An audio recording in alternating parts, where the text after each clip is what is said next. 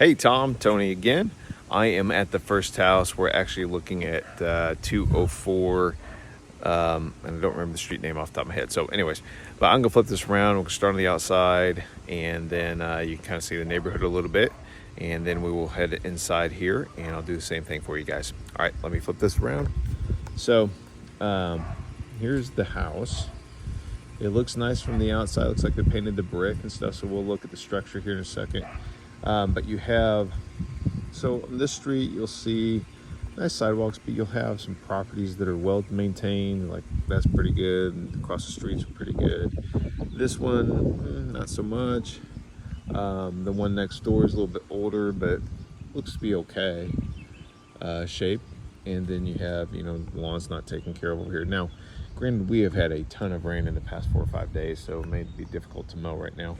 But you see kind of the neighborhood, it's maintained to some degree. You have a neighbor or two down here that maybe not as much as well. It looks like you have a reno going on down there on that part too. So I think this neighborhood's probably a combination of renters and homeowners, and you just got to decide, I think overall the neighborhoods is fine.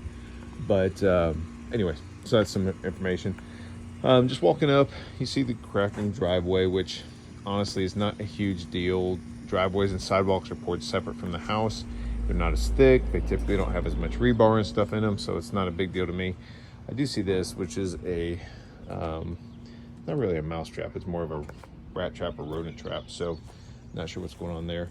But looking at the exterior, I'm always looking for cracking and stuff. I really see some separation in the mortar, but that's not a big deal. It's just old mortar, so forth. It looks like there might have been some gapping here, and they covered it up with a quarter round, so you can see a little bit of a gap up there. I don't know what that's about, but may be absolutely nothing. Walk around the exterior on this side. Huge AC unit, and that's definitely newer. So that thing is as big as I am almost. So it probably cools the house really well. And then you have, again, just painted brick. I don't see a ton of stuff going on here.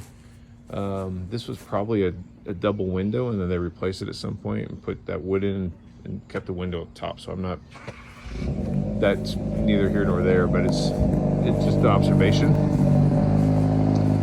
That's a neighbor's car across the street.